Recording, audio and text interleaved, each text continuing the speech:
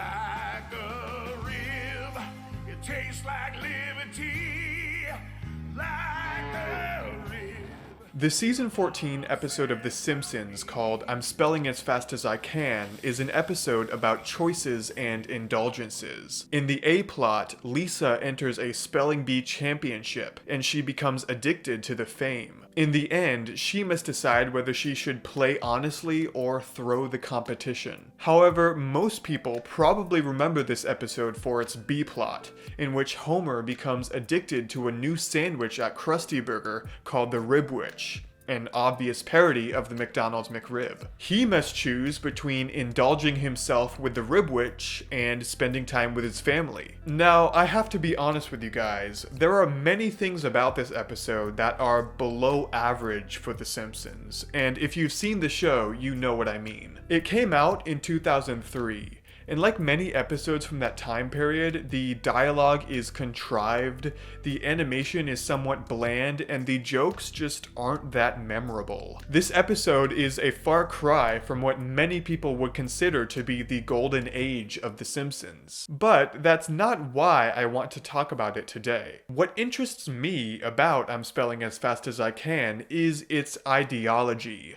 This episode tells us that there is a difficult conflict between people and things. It's an ideology that is shared by many of its brothers and sisters. I needed more money to support my growing family.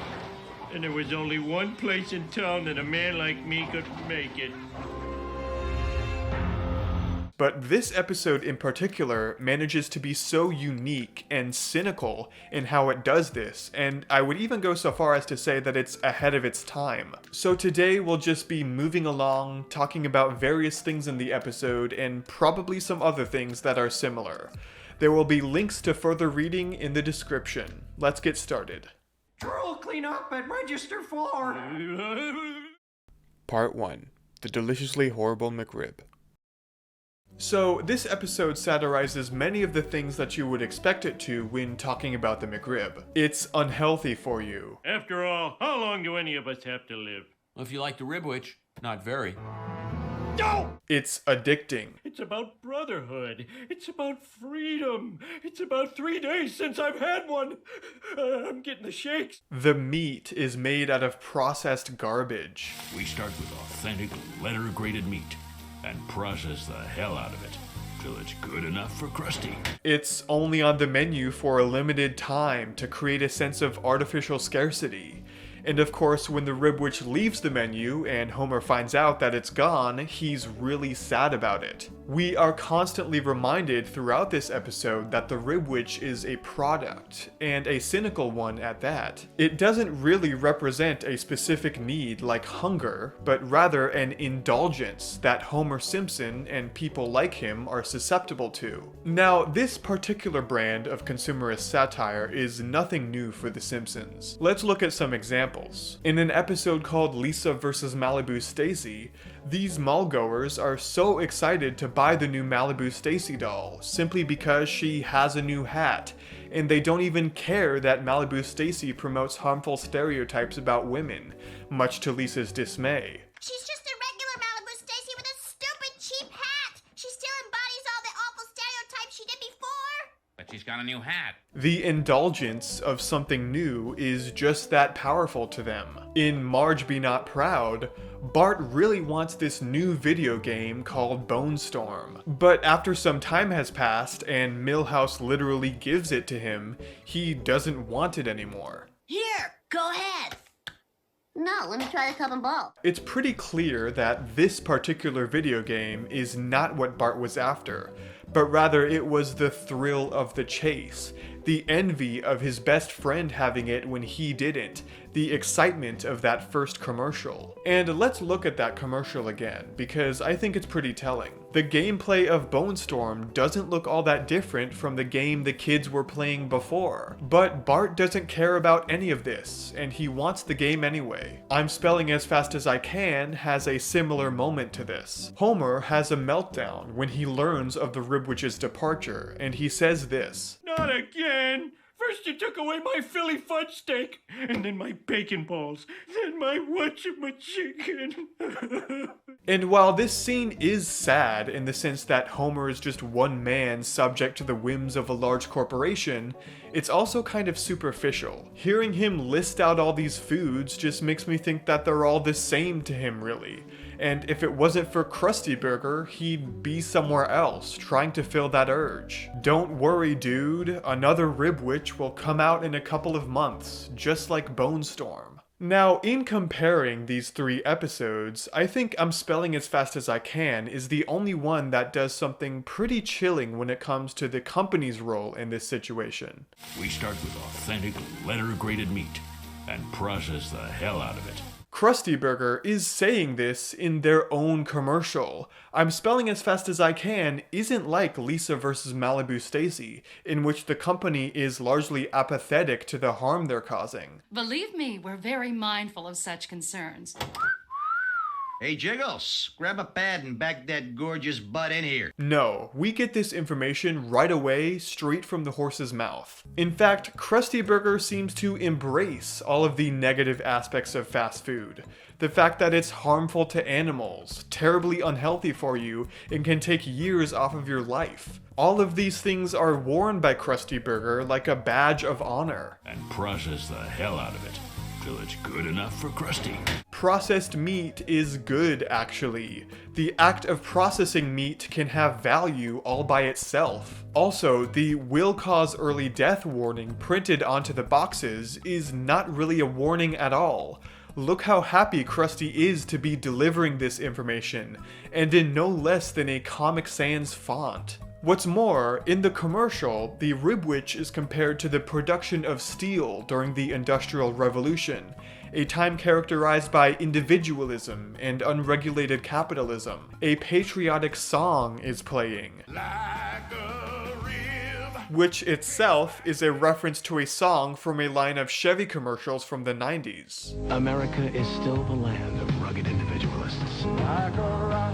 The Rib Witch supposedly tastes like liberty. All this to say that the Rib Witch here is advertised in a very specific way that it admittedly wouldn't be in real life. According to Krusty Burger, the Rib Witch is desirable not because it's cheap or because it's for a limited time only, or even really because it tastes good, because according to Krusty himself, it doesn't. I don't mind the taste. No, the Rib Witch is desirable primarily because it's destructive.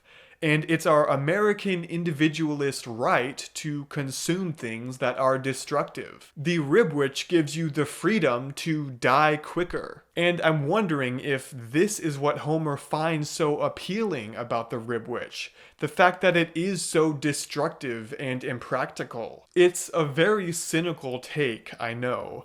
And at this point, I think it's time we acknowledge that this ad campaign also has some fascist undertones in the way that it seems to celebrate the very act of destruction. In her essay called Fascinating Fascism, cultural critic Susan Sontag describes fascism like this. Fascist aesthetics flow from a preoccupation with situations of control, submissive behavior, extravagant effort, and the endurance of pain. They endorse 2 seemingly opposite states, egomania and servitude.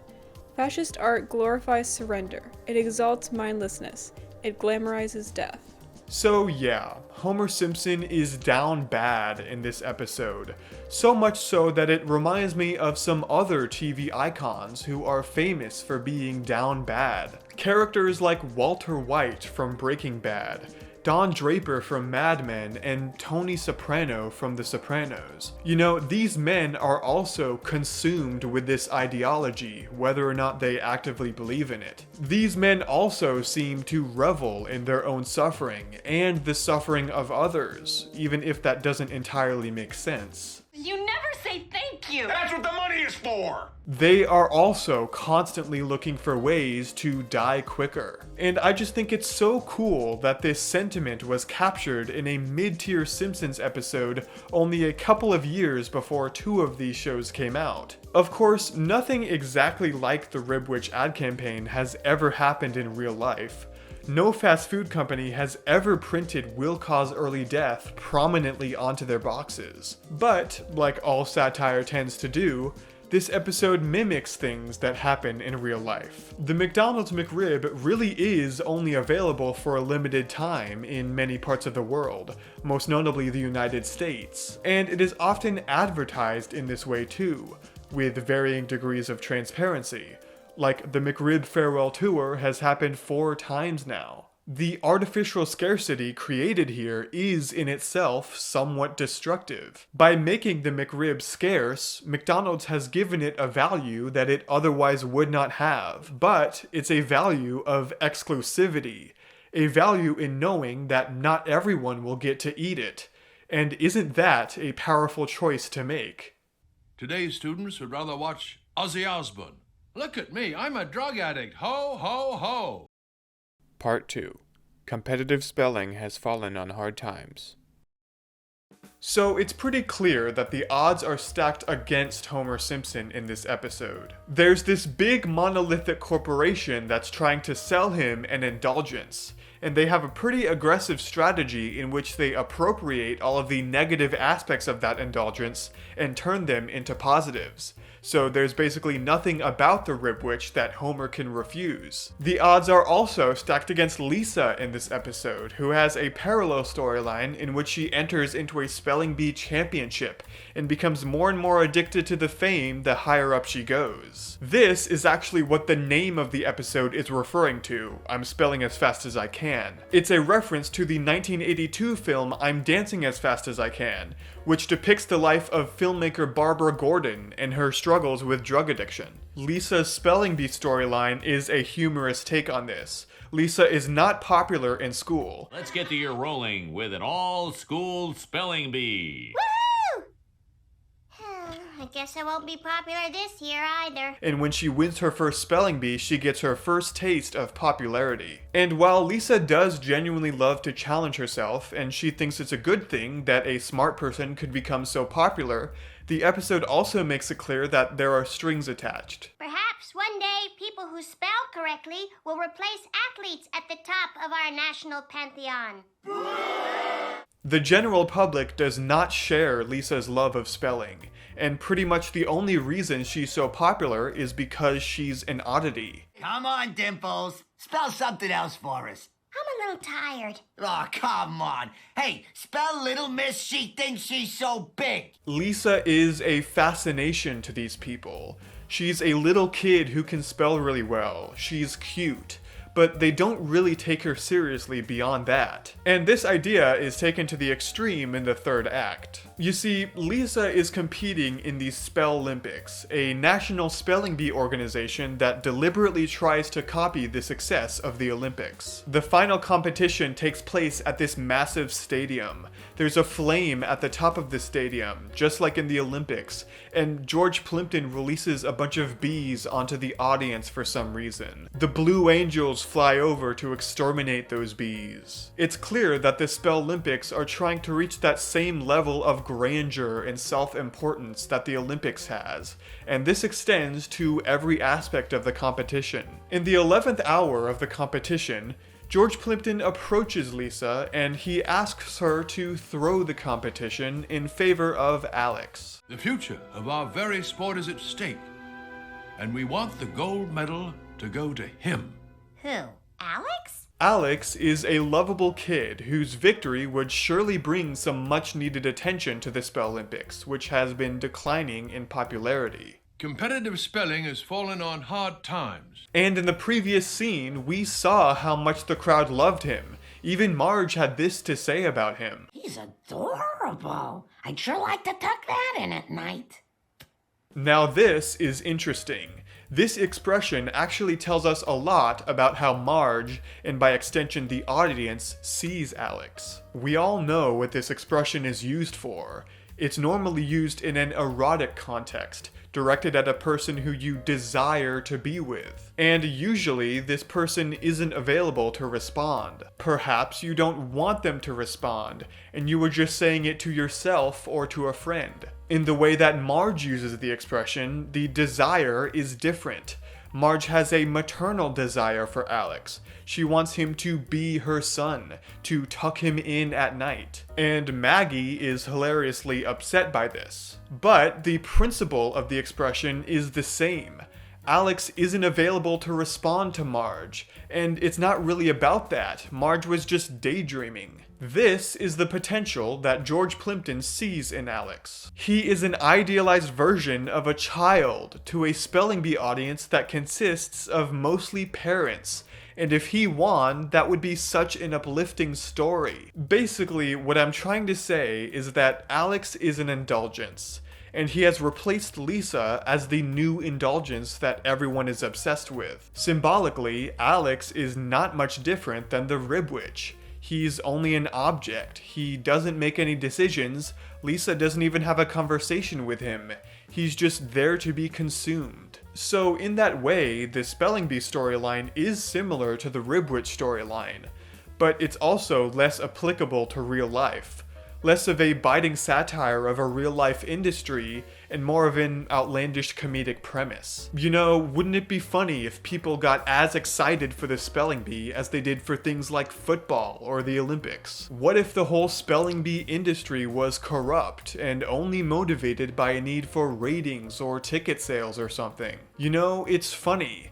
That's the charm of the line competitive spelling has fallen on hard times. It's ridiculous. And I'm sure the Olympics are a fairly honest organization in real life, not like how this episode implies them to be, but they are commercialized entertainment, and I think that's worth talking about. Oh, sweetie, you're the most important thing to me in the world. Only very serious daddy business can tear me from your side. 3 rib witches, please. Part 3. An episode about choices. And hippies. So we've been talking about I'm Spelling as Fast as I Can for a while now, and in a lot of ways it's a pretty mean-spirited episode. But what I think elevates this episode so much is that despite all these nefarious forces pulling on Homer and Lisa in their respective storylines, it still focuses on their choices. Let's go back to Homer's Rib Witch storyline. I've talked a lot about the commercial, but I haven't really talked about the plot. So he's addicted to rib witches, right? Well, when Homer finds out that his location isn't serving them anymore, he joins a group of traveling rib witch enthusiasts who call themselves the Ribheads, who travel across the country to wherever the rib witch is currently being sold. Oh, this is amazing! I could follow the rib witch from town to town! Well, that's what we do. We're ribheads. The name of this group, the Ribheads, is a reference to the Deadheads, people who were diehard fans of the band The Grateful Dead, and who used to follow them around the country in the 60s and 70s. In fact, the Ribheads are a pretty obvious parody of the 60s hippie movement as a whole. So, Homer travels across the country eating rib witches. What a classic Homer Simpson adventure, right? Well, not really, because remember, Lisa's Spelling Bee Championship is happening at the same time as this. And the episode makes no secret of the fact that Homer is missing out on watching his daughter compete in order to go eat fast food. I'm sorry, honey. I can't be here tomorrow. It's the last day the rib witch is in San Francisco. Dad, this is my moment in the sun. How can you miss it to be with a sandwich? This is actually somewhat rare for The Simpsons. Homer's storyline taking place within the context of someone else's storyline. Sure, Homer has been relegated to B-plots before, but usually his B-plots are completely divorced from what the main story is. Like in Lisa's Rival, Homer guards a pile of sugar in this episode, and this has nothing to do with Lisa being intimidated by a new classmate at school. In I'm Spelling as Fast as I Can, Homer is present in both storylines, and he has to physically travel hundreds of miles between the two. This shows Homer's culpability in this situation, his willingness to indulge himself. In the end of Homer's storyline, Krusty Burger runs out of rib witches. There aren't gonna be any more. The animal we made him from is now extinct. Homer manages to get his hands on the very last one in existence. Welcome to the real world, hippies! but he realizes that he'd rather be with the people he loves than have ownership over this very valuable thing. You got the last rib witch. I'll give you anything for it. I give you the Lisa to my car. Lisa! Is this what I've come to? Fighting over a stupid sandwich on my daughter's big day? Mister, I'll take that car! Homer trades the very last ribwitch for the keys to a guy's car, and he drives all the way back to the competition just in time for Lisa's final decision, which we'll get to in a bit. So Homer has quite the arc in I'm Spelling as Fast as I Can. He becomes addicted to ribwitches, and he sinks so far into that addiction that he finds himself in possession of the very last ribwitch in existence. But rather than eat this ribwitch and destroy everyone else's chances of ever experiencing the ribwitch again, he gives it up and goes back to his family. I think it's interesting that the hippies are wrong here. They are the devil on Homer's shoulder. They have devoted their entire lives to acquiring this one very exclusive item. They are the consumerists in this storyline. And at the end of the episode, Homer leaves the hippies to go be with his family again. There's a similar contrast at the end of Lisa's storyline, but it's not so black and white. We've already talked about how Lisa has to decide whether she should let Alex win or play honestly. That letting Alex win would mean giving in to everyone's indulgences and throwing away everything that's good and pure about this spelling bee. I mean, so far, it has probably seemed like a pretty easy choice for Lisa, right? She should just be honest, and then she'd be preventing all of these bad things from happening, and on top of that, she'd get to feed her fame addiction by winning. Well, there's one little wrench in this decision that I haven't mentioned yet, and that is that if Lisa throws the competition, then she'd get a free scholarship to college. I'm not throwing a spelling bee. I'll die before I misspell. Be reasonable, Lisa. If you take a dive, we'll guarantee you a scholarship to the Seven Sisters College of your choice. As you can imagine, college is something that is very important to Lisa. But living in a lower middle class family means that it has never been a guarantee for her. Now, all she has to do is let Alex win and it can be a guarantee. But that would mean lying and giving up her fame. Lisa has a nightmare about this later that night.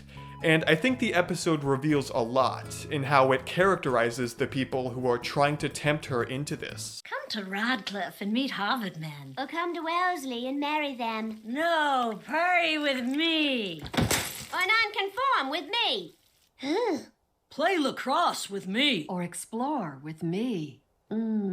If these were real people trying to convince Lisa instead of representations of Lisa's fears in a nightmare, they would have probably used academic reasons to convince Lisa, like learn every word in the English language. That's what Lisa is so interested in, right? But instead, they use pleasurable reasons. Things that could be considered easy, fun, and yes, say it with me now, indulgent. It also probably doesn't hurt that one of the reasons they use is homosexuality. Although it's put on the same moral equivalency as marrying a man from Harvard, so go figure, I guess. If we are to believe that letting Alex win is immoral, then that immorality would extend to every aspect of this outcome.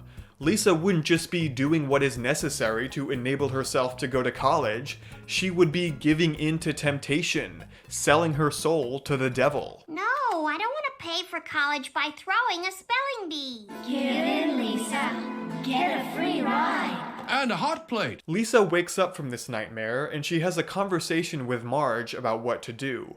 Marge makes it even more difficult for Lisa when she says that Homer would not be able to afford to send Lisa to college on his current salary. Can you and Dad afford to send me to college? Oh, sure. I mean, not on your father's salary, but I could give piano lessons. But you don't play the piano. I just gotta stay one lesson ahead of the kid. So for Lisa, it's essentially a no-win scenario. She either goes to college the immoral way or possibly not at all. And you know, I think it's funny that marriage is on both sides of the decision.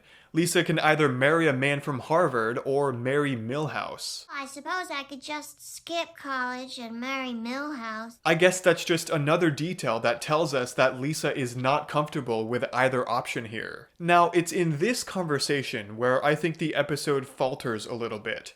Because remember when I said that this episode began as a parody of the 1984 movie I'm Dancing as Fast as I Can? How Lisa gaining popularity from the spelling bee is actually a metaphor for addiction, and that eventually it could cloud her judgment? Well, somewhere along the line, they seem to have dropped that aspect of Lisa's story, because the fame never really becomes a factor in Lisa's final decision. Lisa never discusses with Marge how she feels that she's been wrapped up in the fame.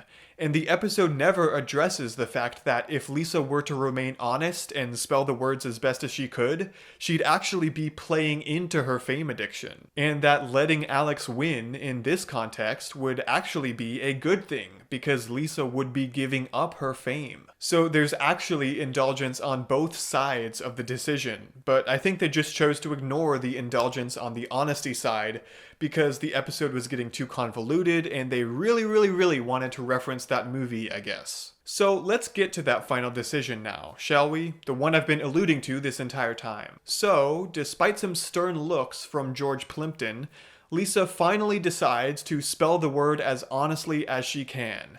And she's inspired to do this by the sudden return of one Homer Simpson. Dad, you do care. Damn right. You're number one on my menu. Now supersize it. With you here, I can't fail. Attention, everyone. I was asked to take a dive, but I won't do it.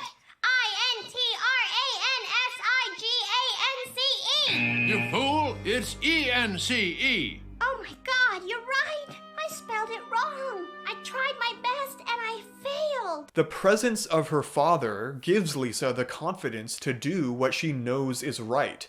And suddenly, it doesn't matter that Homer doesn't make enough money to send Lisa to college.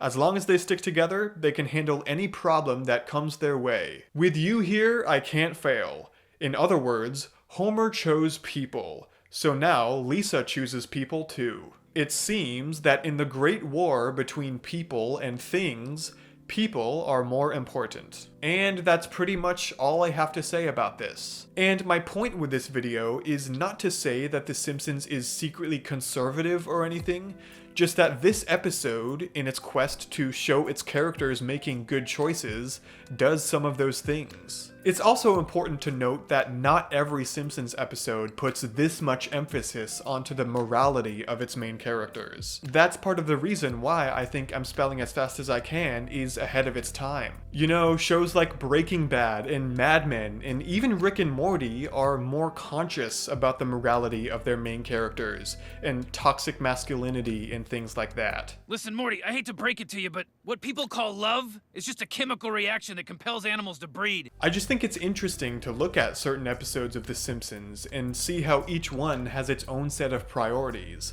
I would be interested in doing this again if you guys would like to see that. In the meantime, see you later.